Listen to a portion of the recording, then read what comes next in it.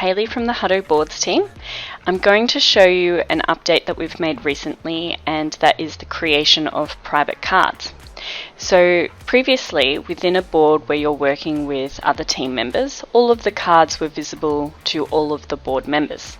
However, you might have some personal notes or some items that you want to follow up, and you don't necessarily need to share that with other team members. It might be something that you want to work through on your own, or even just notes on how you're tracking with a particular task.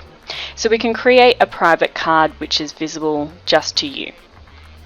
So the way that we can do that is that we come into a regular card like we would normally do, and here on the right hand side I can see I've already got an eye icon, and this is telling me that this card is visible to all of the members in this board, just like these other cards that we're looking at here.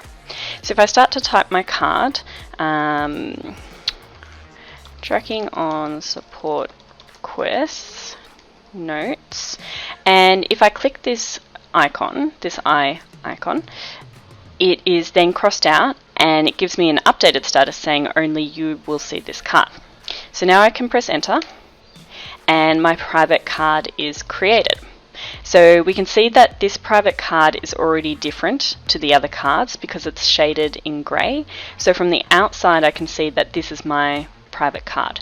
No one else will be able to see this. This is specifically for me. Now if I click into the card, we can see that in the top right hand corner it's also telling you that this is visible only to you. Here we've got all of the same functionality that we do in any of the other cards. So I can click in, I can update my title, I can add a description, add subcards, and you'll see that this is already saying that these subcards are also only visible to me, which makes sense. So I might say view support requests, export to Excel, etc. So all of these subcards are being created as private cards as well, which is really handy. So we have the full functionality. You'll see that we don't have the ability to assign the card to a particular team member. That makes sense because this private card is just for us. So if I click away, we've got the private card here. This will appear, remember if you do a screen share, other people will be able to see your private cards.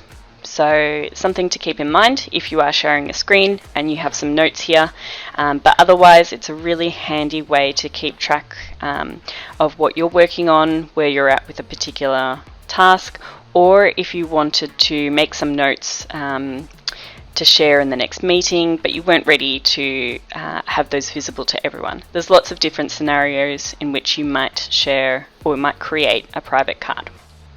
So if you have any questions about private cards, please feel free to reach out to us at hello@huddo.com and we'll answer any questions that you have.